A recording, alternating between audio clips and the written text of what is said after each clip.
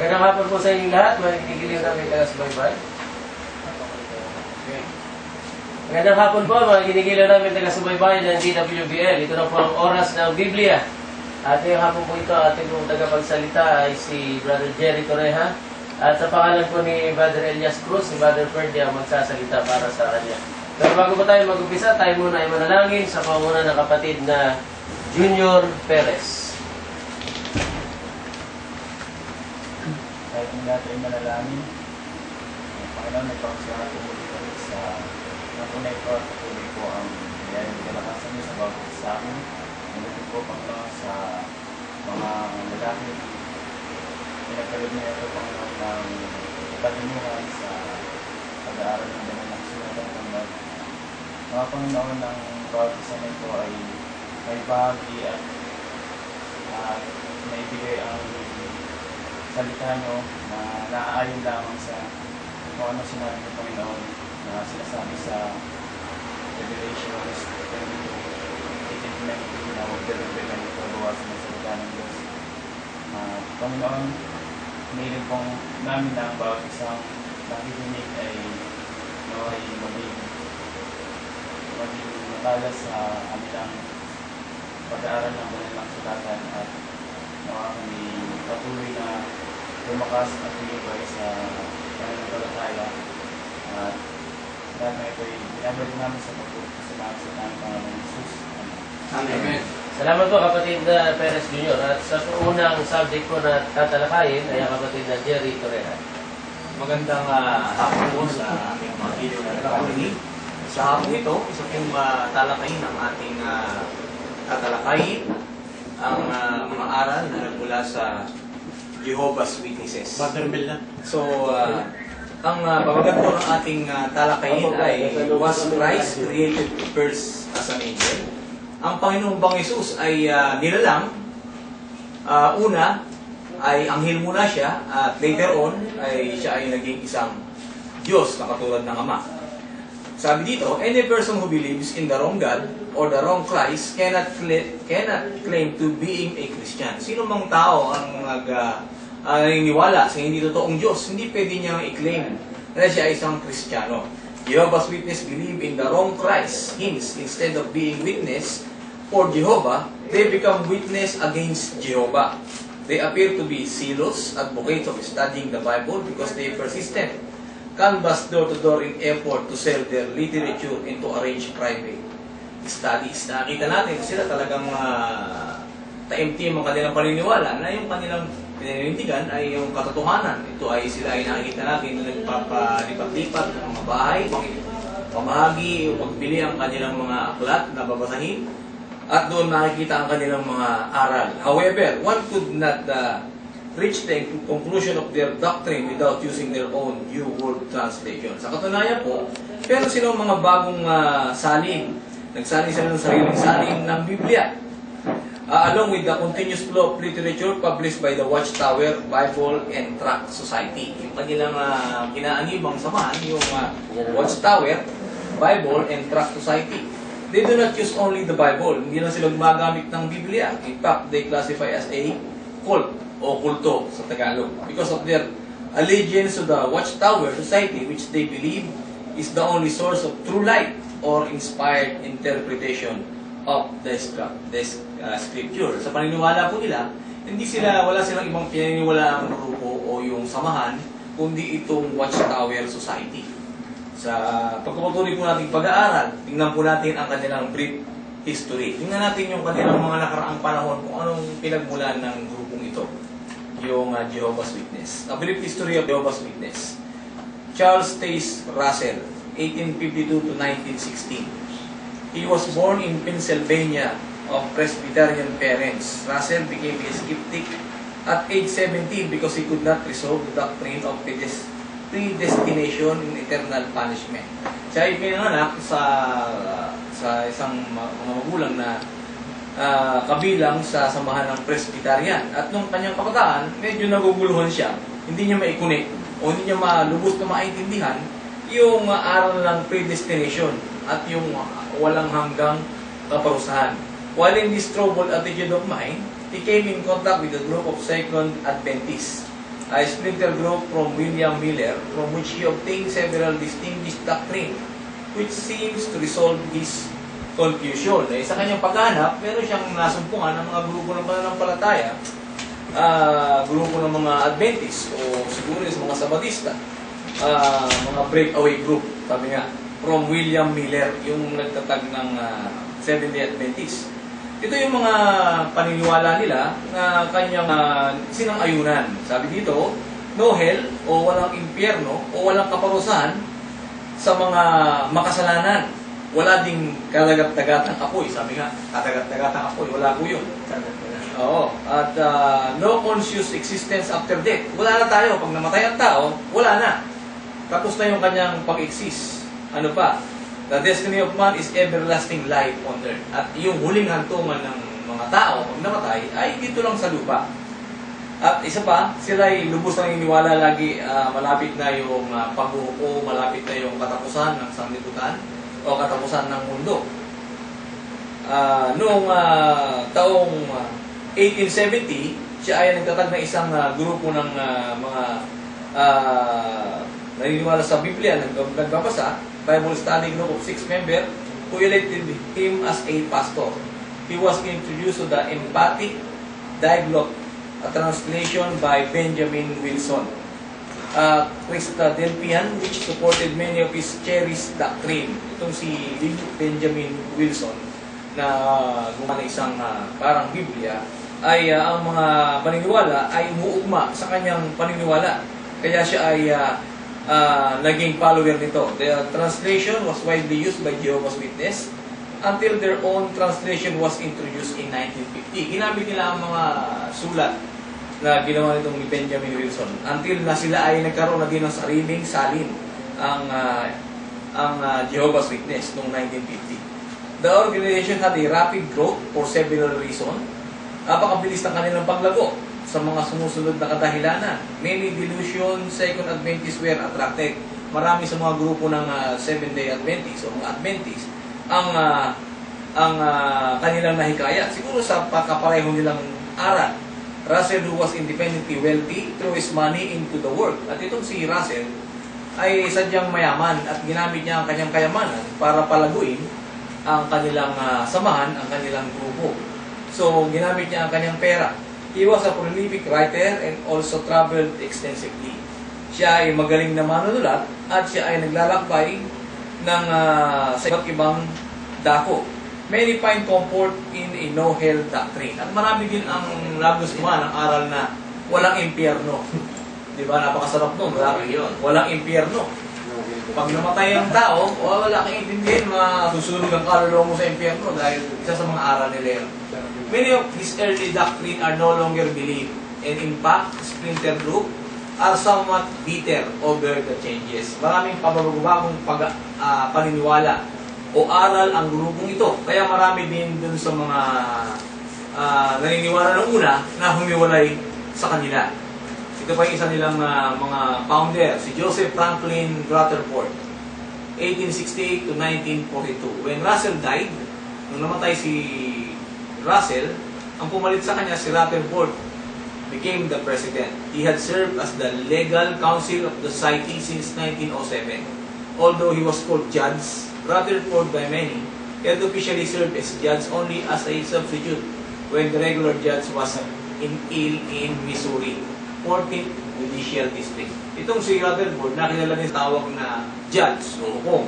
Talagang hindi naman siya full-fledged na hukom, kundi siya lang ay pumapalit pagka may sakit yung talagang huwes.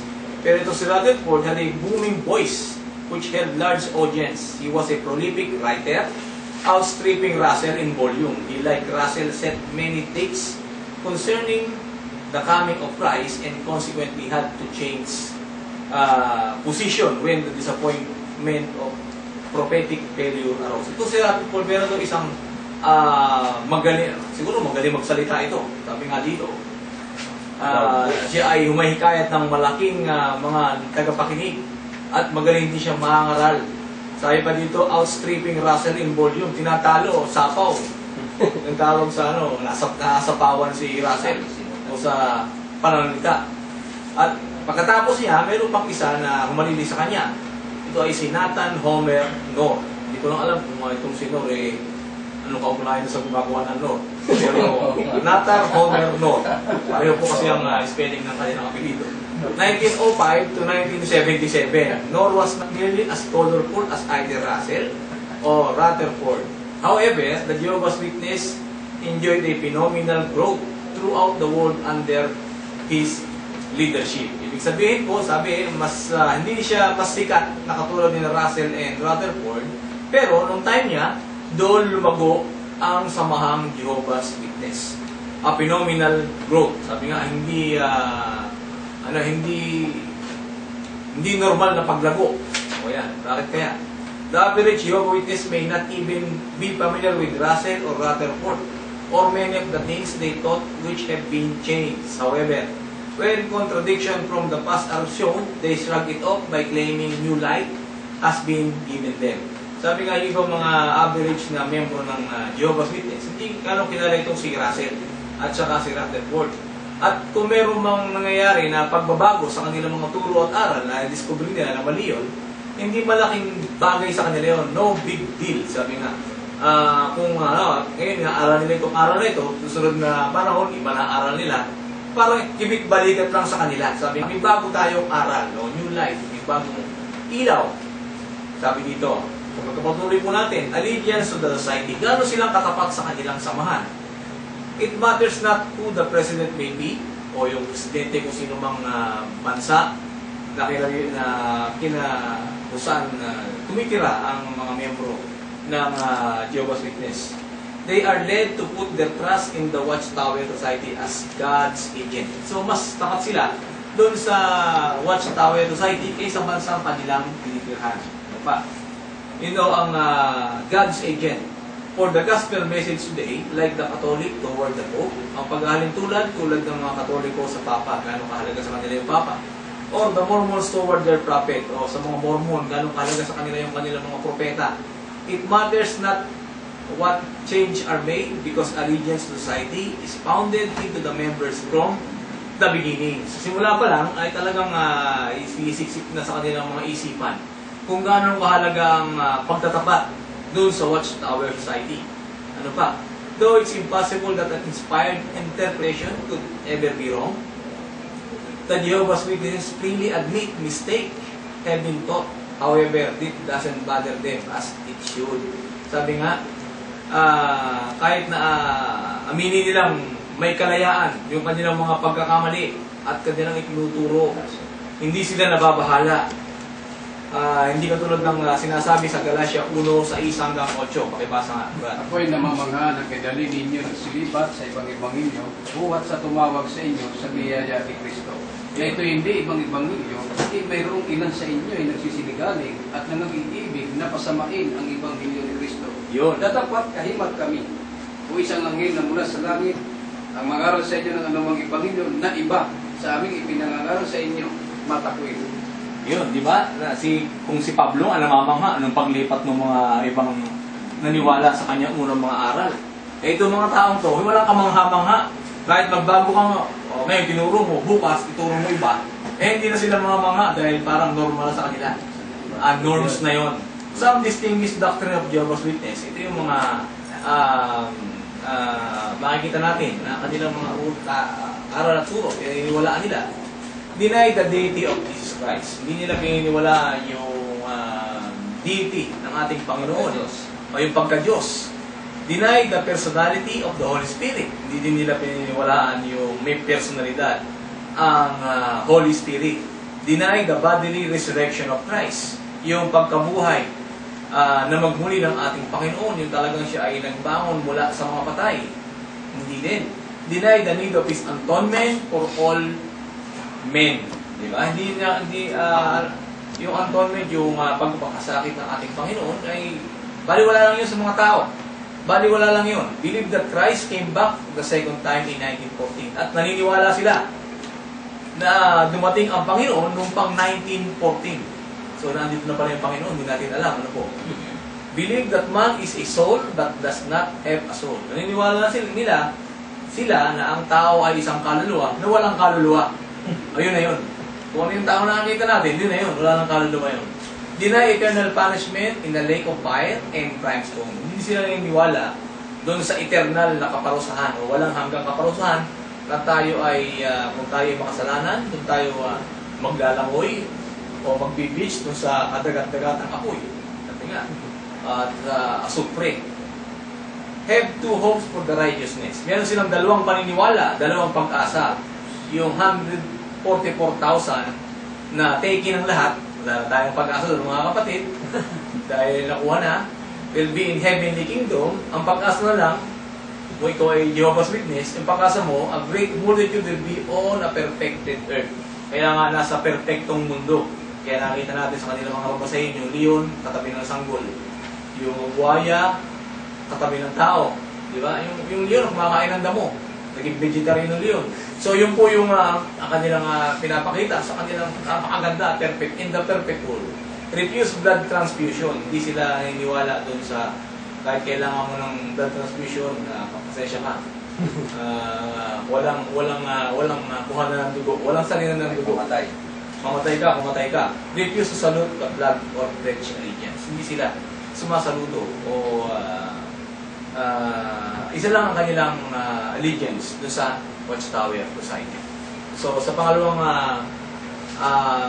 balangkas, Jehovah's Witness teach that Jesus was created as an angel and that He later became a God who is inferior to the Father. Ang paniniwala ng Iglesia na ang Jehovah's Witness, ang ating Panginoon ay nilikha bilang isang anghel sa panimula, siguro sa tagal ng panahon na promote, sabi nga, hanggang dumating na siya sa pagiging Diyos.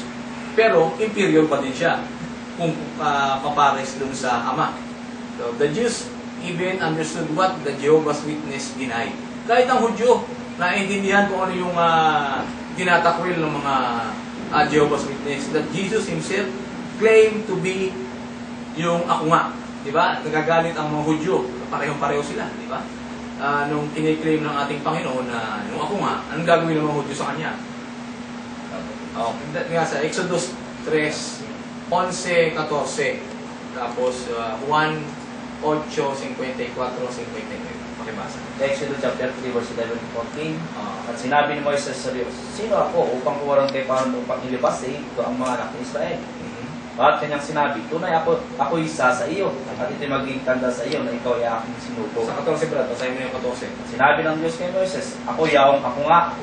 At kanyang sinabi ganito ang sasabihin mo sa mga anak ni Israel, sinuga ko sa inyo ni ako nga. Okay, ginamit ang salitang ako nga. Sino gumamit doon? Ang Ama, di ba? Tingnan natin sa Juan 8:54, 59. Sa Juan 8:54 hanggang 59. Sumagot si Jesus, kung nilulati ko ang aking sarili, ang kalwatian ko ay walang anuman. Ang aking Ama ay siyang nimulati sa akin. Na tungkol sa kanya, sinabi ninyo na siya ay inyong Diyos. At hindi ninyo siya napagkilala, ngunit nakikilala ko siya. At kung aking sasabihin na hindi ko siya nakikilala, ay ako'y matutulad sa inyo na sinungaling. Dapat nakikilala ko siya at tinutupad ko ang kanyang salita.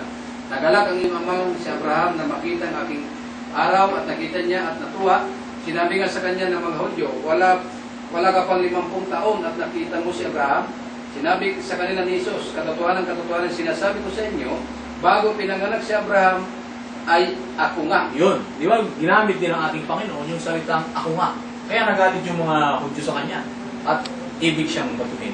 The commonly accepted translation used by the Jews was the Septuagint version, a Greek translation from the Hebrew Jesus reached into it, coded it verbatim, o yung pagkasalin, yung salita-salita, and applied the same word to himself.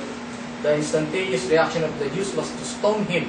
Why? Bakit gusto yung batuhin? Kasi pinapalagay ng mga Hudyo na itong ating Panginoon ay nakikitulad sa Ama o sa pagiging Diyos ng Ama.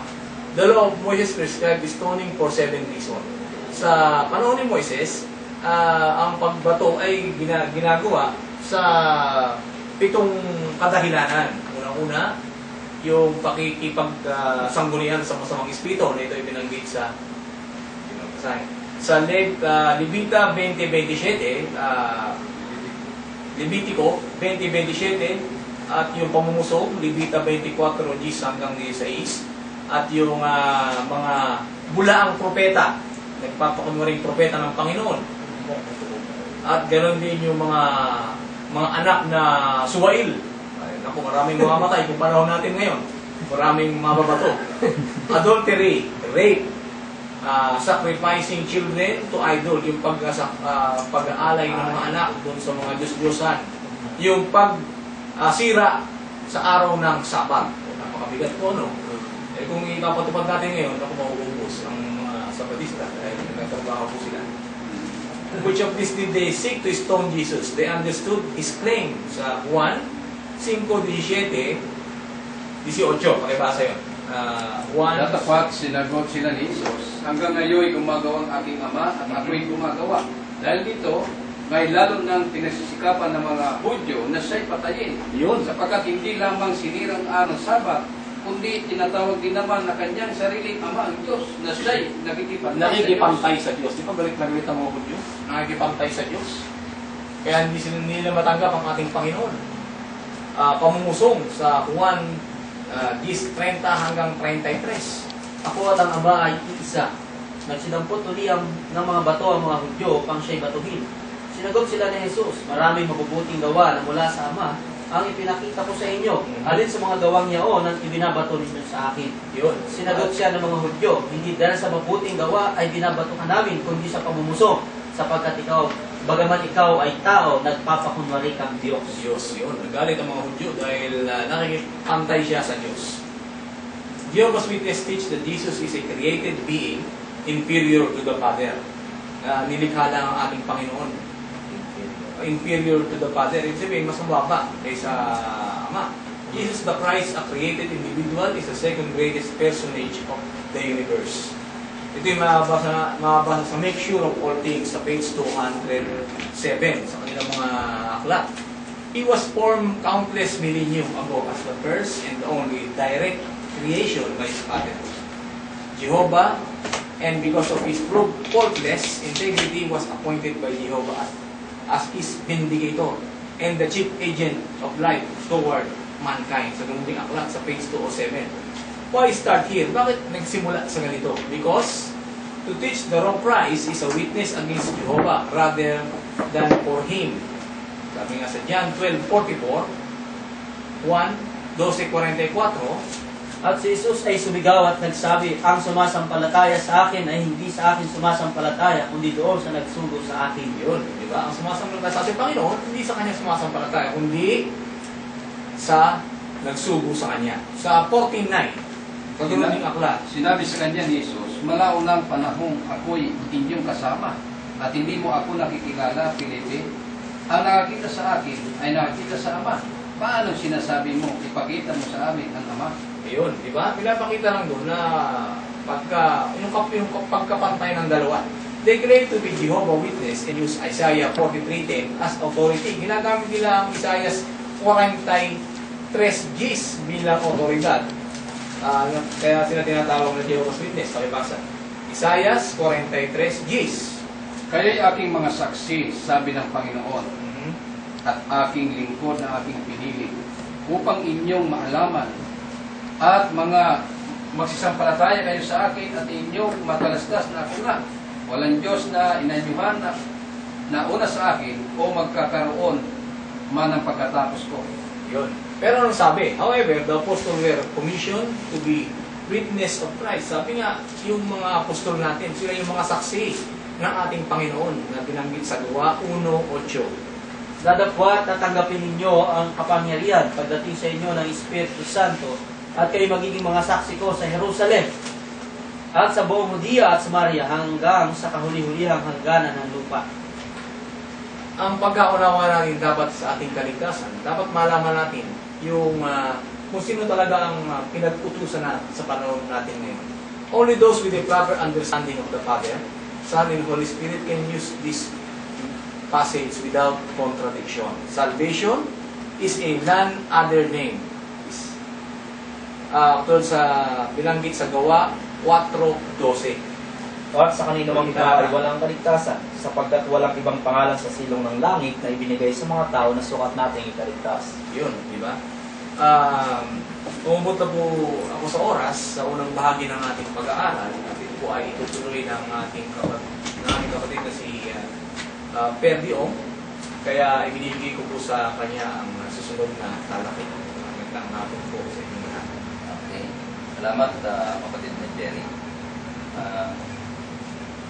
Alam niyo po, ang mga Jehovah's Witnesses ay tinatanggi nila na Espiritu Santo, isa sa mga aral nila na isang banal na persona.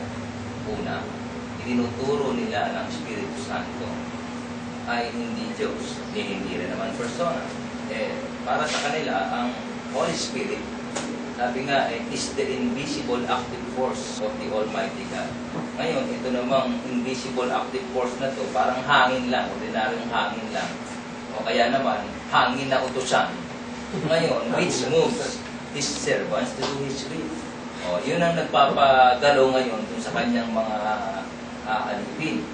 Ngayon, tinaniniwalaan ng mga Jehovah's Witness na ang Espiritu Santo ay isang impersonal force of Jehovah. Pero hindi ito isang distinct na persona ng pagka-Diyos. Ang Espiritu Santo ay inilalarawan ng Biblia na isang hiwalay or separate individual personality. Sapagkat siya ay tinatawag na Diyos. Yung sa Gawa, Kapitulo 5, ang talata ay 3. Pakibasa, kapatid. Natapat sinabi ni Pedro, Ananias, bakit pinuspos ni Satanas ang iyong puso upang magsinungaling sa Espiritu Santo at upang maglingid ng isang bahagi ng halaga ng lupa? 4. Nang yaoy nananatili pa, hindi ba yaoy nanatiling iyong sarili? At nang may pagbili na, hindi ba nasa iyo rin kapangyarihan? Ano't inisip mo pa ang bagay nito sa iyong puso? Hindi ka nagsinungaling sa mga tao, kundi sa Diyos. Kung ito ay isang aktibong puwersa lamang ng Diyos, makakapagsinungaling ka ba sa isang kahoy, bato, hangin, apoy, diba, tubig? Hindi ka makakapagsinungaling dyan. Sa makatwid, ang Espiritu Santo ay hindi isang aktibong puwersa lamang, kundi siya ay isang persona. Siya ay merong distinct personality. Sapagkat doon sa John chapter 14 verse 26, nanggaling siya sa Ama. Pakibasa, kapatid. John 14:26. 26. Tatapat ang mga alip sa mga tuwid, bagay ng Espiritu Santo, na susubuin ng Ama sa aking pangalan. Siya ang magtuturo sa inyo ng lahat ng mga bagay at magpapaalaala ng lahat na sa inyo'y aking sinabi. He comes from the Father. Ang ginamit dyan is He. Ginagamitan ba ng He yung ano? Dapat ginamit dyan it. Kung bagay lang siya o kung siya ay impersonal o siyang aktibong pwersa o siyang kahoy o kaya airy lang siya, hangin o kaya naman apoy o kaya naman tubig siya. Hindi. Ginamitan siya ng He. Meron siyang personal pronoun na pinaggamitan. Doon sa John chapter 15 verse 26. Pakabasa niyo sa English, mas maganda. 15:26. But when the Comforter is come, whom I will send unto you from the Father, even the Spirit of truth, which proceeded from the Father, He shall testify of me. Oo, hihila naman ang ginamit. Doon sa John chapter 16, verse 13, pakibasa. Gayunman, kung siya ang Espiritu ng katotohanan ay dumating, ay papatnubayan niya kayo sa buong katotohanan, sapagkat hindi siya magsasalita ng mula sa kanyang sarili, kundi ang anumang bagay na kanyang marinig. Ang mga ito ang kanyang sasalitain, at kanyang ipahahayag sa inyo ang mga bagay na magsisidating. Kung wala siyang distinct personality, makakarinig ba yan? At saka makapagsasalita ba? Di, siya ay merong persona. Hindi lang yan. Doon sa Gawa, Kapitulo 13, talatang 2, nagbibigay siya ng utos siya. Kung siya hindi persona, hindi ka makapagbibigay ng utos. Makibasa, kapatid. At nang sila ay nagsipaglingkod sa Panginoon at nagkaayuno, ay sinabi ng Espiritu Santo, ibukod ninyo sa akin si Bernabe at si Saulo sa gawaing itinawag ko sa inyo. Okay. Hindi yata narinig. Pakiulit mo, kapatid. Okay. 13 ng Gawa, po ang sabi, at nang sila ay nagsisipaglingkod sa Panginoon at nag-aayuno, ay sinabi ng Espiritu Santo, ibukod niyo sa akin si Bernabe at si Saulo sa gawaing itinawag ko ko sa kanila. Oh. Sabi, sinabi ng Espiritu Santo, nagpapabukod pa. Kung siya ay impersonal being, hindi siya pwedeng, he cannot be quoted. Doon sa Acts 16, verse 6, tingnan nyo, nagbabawal pa eh. Chapter 16, verse 6 ng aklat ng gawa. At ng kanilang mata ang lupay ng Phrygia at Galacia ay pinagbawalan sila ng Espiritu Santo. Oh, nagbabawal ba? Oh, 15:28. Pwedeng sanggunian ng Espiritu Santo. 15:28. Oh. Sapagkat minagaling ng Espiritu Santo namin, na huwag kayong atakan ng lalong mabigat na pasanin maliban sa mga bagay na ito na kinakailangan. So, papayag ba yung mga apostol? Sabi niya, sapagkat minagaling ng Espiritu Santo at namin na huwag kayong atangan, ay nag-aatang pala. Sa makatwid, pwedeng sanggunian ang Espiritu Santo sapagkat sa isang persona. Hindi papayag yung mga apostol na iagapay siya sa isang puno o kaya sa isang bato. Hindi, ang kaagapay niya ang kasama niya, kasangguni niya. Di ba mga kapatid, napakaliwanag niya. Oh, nagbabawal ang Espiritu Santo, nagsasalita ang Espiritu Santo, ginagamitan siya ng personal pronoun. Paano mong sasabihin ngayon na yan isa'y hangin lang na, o kaya isang puwersa ng Diyos yan? Hindi. Nakikinig siya at nagsasalita siya. Pwede mo siyang sanggunian. Yan may persona. Kaya hindi ka naman papayag kung ikaw sabihin mong ikaw wala kang persona. Tao ka nagsasalita ka, nagbabawal ka, umihibig ka, lahat. Yan meron ng Espiritu Santo. Hindi lang yan. Kanina nga, yung salitang pagka-Diyos. Jehovah is one God. Kaya lang, nire-ridicule nila yung mga Jehovah's Witness. Tayo raw na naniniwala dun sa tatlong persona sa pag-iisang Diyos ay naniniwala dun sa Trinity. Sabi niya, saan niyo naman makikita yung salitang Trinity sa Bible? Kaya of course, yung paano naman yung paggamit niyo ng salitang theocracy, saan niyo naman mababasa sa Biblia yan? Oo, sa Biblia, mababasa natin sa iglesia ng ating Panginoon Kristo, may mga opisyal. Pero hindi bilang board of directors na gamit ninyo ng mga Jehovah's Witness. Meron din kayong ginagamit na branch servant. Meron din kayong ginagamit na circuit servant. Meron din kayong ginagamit na pioneer. Meron kayong ginagamit na kingdom publisher. Hindi ba kayo nababahala sa paggamit niyo ng mga salitang yan? Pagkatapos pag narinig niyo yung Trinity, parang dirin-dirida kayo. Parang dirin-diri at galit na ganyan. Bakit kayo gumagamit sa Trinity? Wala naman sa Biblia yan. Bakit kayo gumagamit niyan? Tingnan yung mga Jehovah's Witness. Tira ng tira, nagbabackfire naman sa kanila yung salita nila. O sige nga, patunayan nyo. Kung may branch servant dyan, kung may board of directors sa Biblia, circuit servant, pioneer, kingdom publisher, patunayan nyo. Tumawag kayo dito. O, nahamon namin kayo. However, they missed the point. Tingnan nyo, yung pagka nagkakatuwaan sila dun sa konsepto na merong tatlong Diyos sa isang persona. Bakit? Hindi ba pwede mangyari? Kung may babasa natin dito, ang persona ng Diyos ay 20. Hindi mo pwedeng itanggihan. Kung mabasa mo ngayon sa Biblia, ang merong 1,000 persona sa isang pagka-Diyos, hindi mo rin pwedeng itanggihan. Kung may mabasa mong 3 persona sa isang Diyos, hindi mo rin pwedeng itanggihan. They were present at creation. Sa Genesis 1:26, pakabasa nyo kapatid. Elohim ang ginamit yan, hindi mo pwedeng i-deny yan.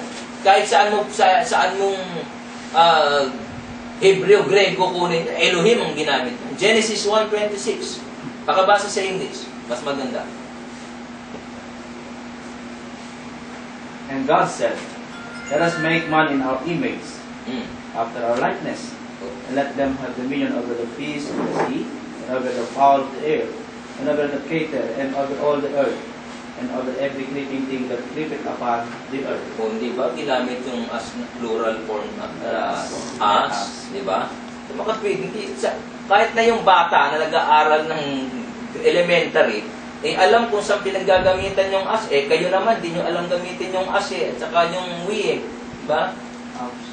Napakasimple niyan, para hindi natin maintindihan yan. Ang ginamit po dyan ay Elohim. Plural ang pagkakagamit dyan. Kaya nga, sa makatwid, sila mismo ay nagsasabi na si Jesus daw ay inaano naman nila na maliit na Diyos. Doon sa John chapter 1, verse 1, pakibasa niyo kapatid. John chapter 1 verse 1. Maliit, inaamin naman nila na si Kristo ay Diyos. Kaya lang, maliit na Diyos. Ayon daw sa John chapter 1 verse 1. Sige. Nagpasimula, siya ang berbo, at ang berbo ay sumasa Diyos, at ang berbo ay Diyos. Ayun. Ang berbo ba ay Diyos? Kaya lang, para sa kanila, dun sa kanilang New World Translation, pinalitan nila yan. Pero, kinokontradict nila yung statement nila at lagi sila nagko-quote dun sa Isaiah chapter 44 verse 6. 44 verse 6. Pakabasa, kapatid. 44 verse Oh. 6. Ganito ang sabi ng Panginoon, ng Hari ng Israel, at ng kanyang manunubos, na Panginoon ng mga hukbo. Ako ang una, at ako ang huli, at liban sa akin ay walang Diyos. Oh. Kung wala nang ibang Diyos, bakit inaamin nila na Diyos si Kristo? Kaya lang, maliit na Diyos. Di contradiction yon. Liban sa akin, wala nang ibang Diyos. Bakit meron bang ibang Diyos? Doon sa Isaiah 43:10, paano magiging maliit na Diyos si Kristo kung wala nang ibang inanyuang Diyos? Isaiah 43:10.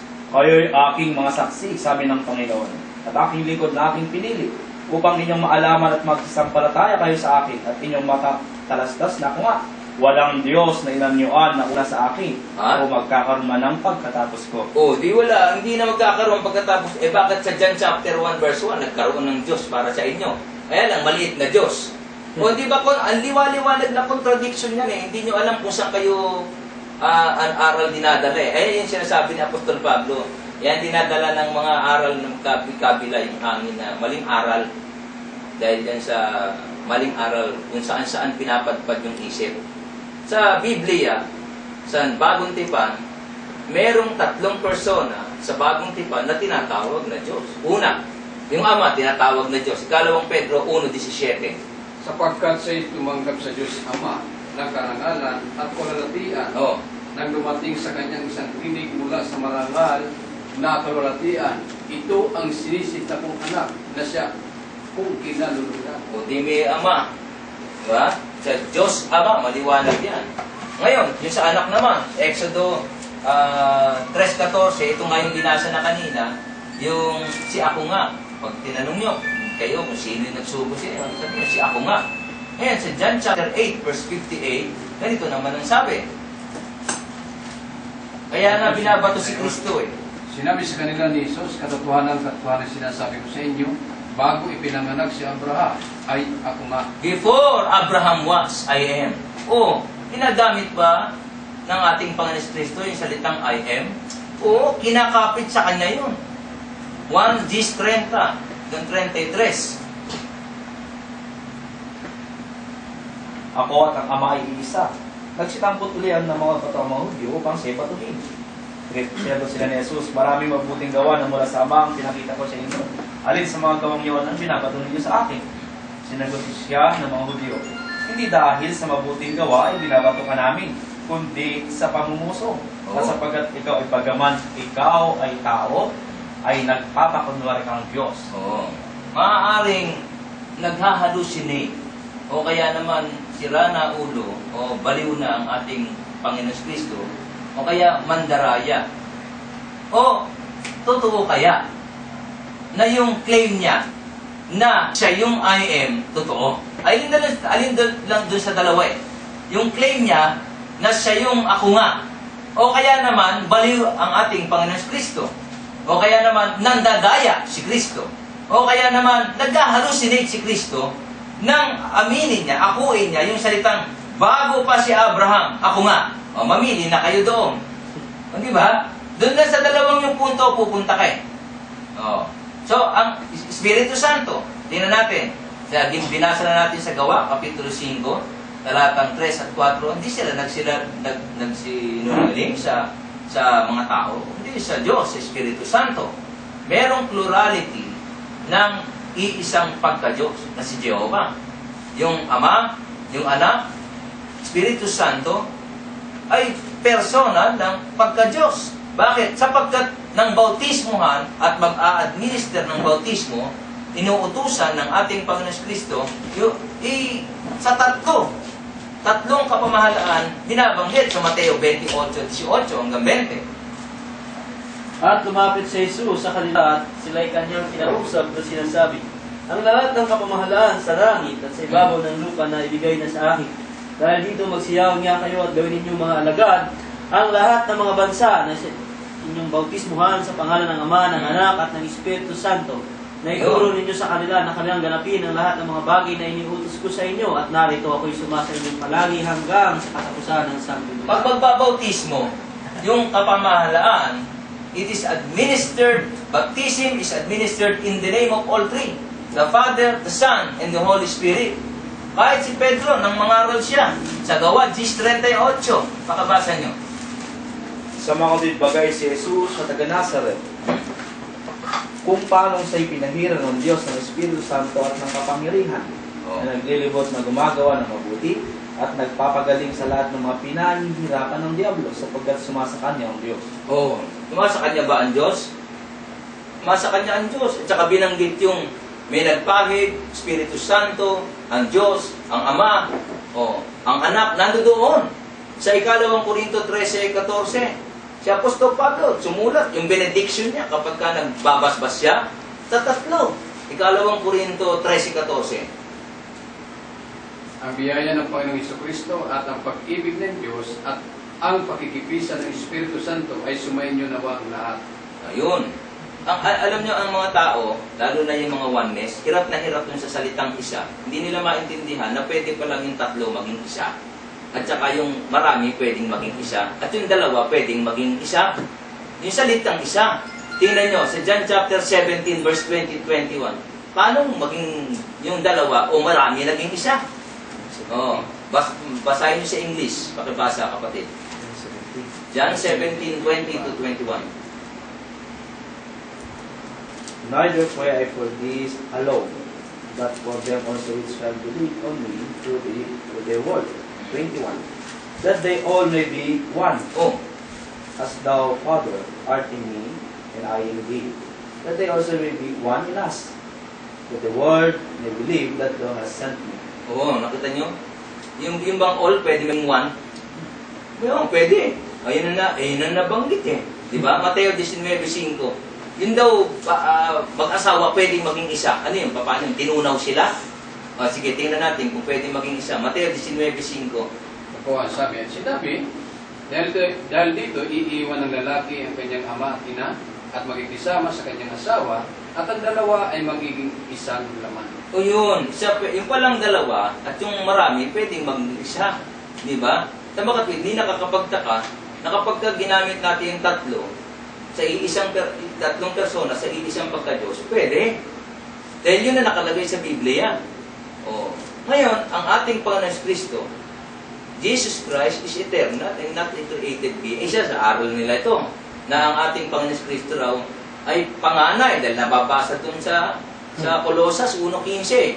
Panganay, ibig sabihin, siya yung nauna sa lahat ng mga nilalang. Katunayan, dun sa John chapter 1 verse 1, ay binasa nga ng kapatid na Larry kanina, pakibasa ulit para mas maliwanag. Juan 1:1, nang simula siyang berbo, at ang berbo ay sumasa Diyos, at ang berbo ay Diyos. Yun daw, pasimula, siyang berbo, at ang berbo sumasa Diyos, at ang berbo ay Diyos. Sa Mika 5:2, ganun din ang binabanggit. Tingnan nyo, kung saan nagsimula yung I am na yan, yung ating Panginoon Kristo. Mika 5:2.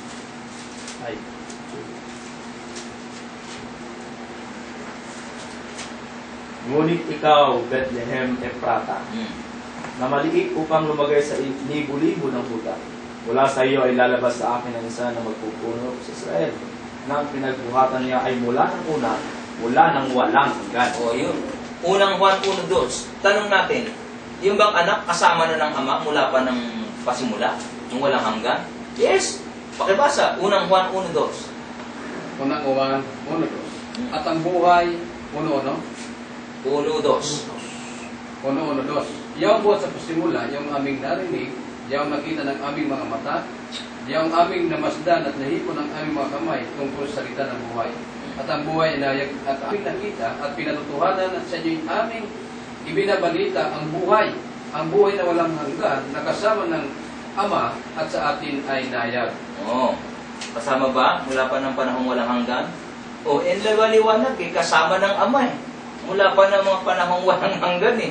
Eh bakit? Paano mo ngayon na ano dun sa... Pakibasa niyo yung Colossus 1:15 hanggang 18. Ito yung paborito nila ito eh. Okay, Colossus 1:15. Hindi nila naintindihan yung salitang panganay. Okay, Colossus 1:15 kapatid. Na siya ang larawan ng Diyos na di nakikita, ang panganay ng lahat ng mga nilalang.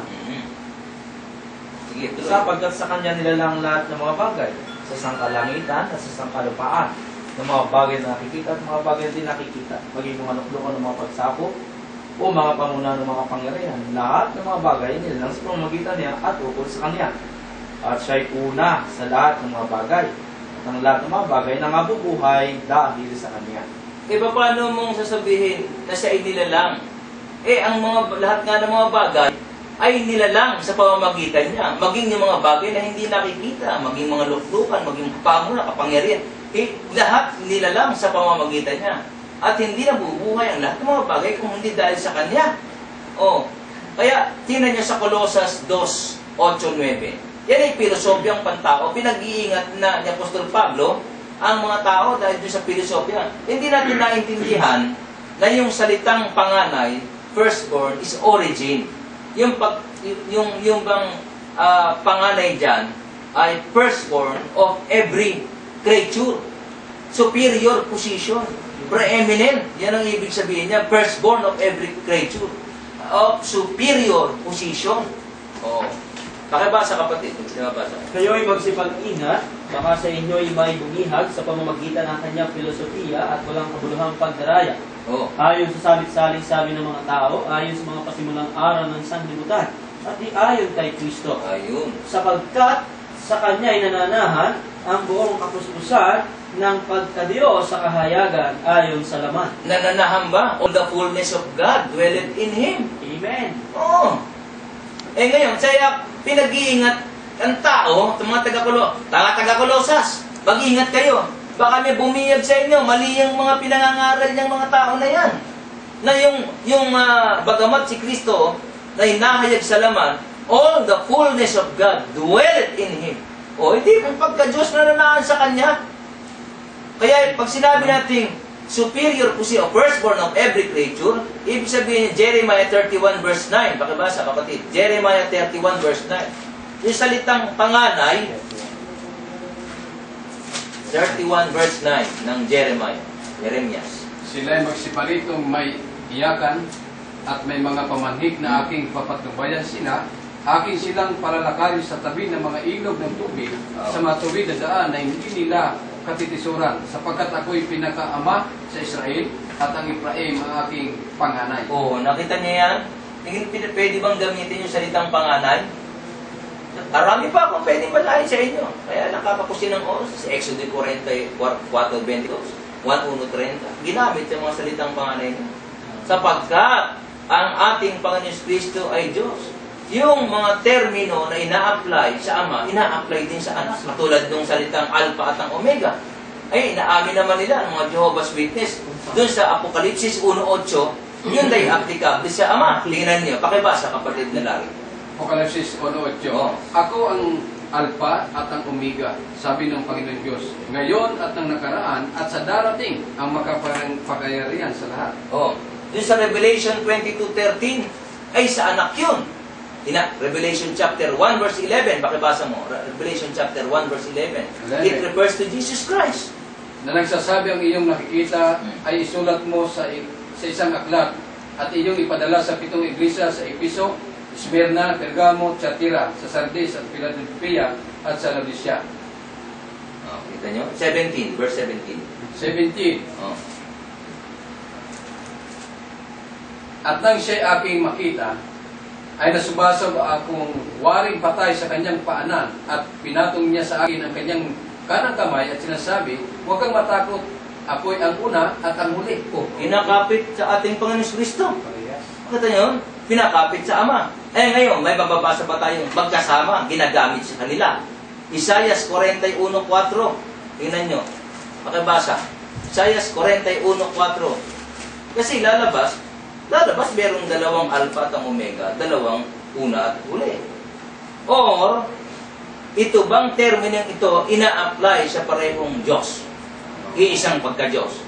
Called Jehovah. Kung gusto niyo yung Jehovah yan, o Yahweh yan. O yan yung I am. Ako nga. 41:4. Sinong gumawa at yumari na tumawag ng mga salit-saling lahi mula ng una? Akong Panginoon, ang una at kasama ng huli. Ako nga. Pakibasa mo sa English. who had wrought and done it, calling the generations from the beginning. I, the Lord, the first, and with the last, I am He. I, the Lord, and the last, the first, and with the last. Sa makatwid. Yung bang with, siya rin yun? Diba? I, the Lord. Sabi ka nun. E di yung with. Pag sinabi mong coffee with cream, yung bang coffee, yung din yung cream, I am with J.R. Perez right now. Ako ba si J.R. Perez? Hindi I am also with Jun Layusa and Jerry and Vicente Kay. Ako rin ba si Vicente Kay? No. Hindi Sa makatwid, parehong ginamit siya. Magkaiba pong persona, pero pinaggagamitan. Ina-apply pareho sa kanila. The same terms are applied to both the Father and the Son. Ngayon, sasabihin natin, ating Panginoon Kristo, the Son is referred to as God in the Old Testament. Sa Hebrew 1:3 hanggang 8, hindi ko nababasahin. Hindi mo rin mapagkakamalian ng ating Panginoon Kristo ay isang anghel. Bakit? Sapagkat tumatanggap siya ng pagsamba. We must worship only the Lord thy God. Sabi nga noon sa Mateo 4:9, nang tuksohin ng ating Panginoon Kristo, sasamba ka lamang sa Diyos.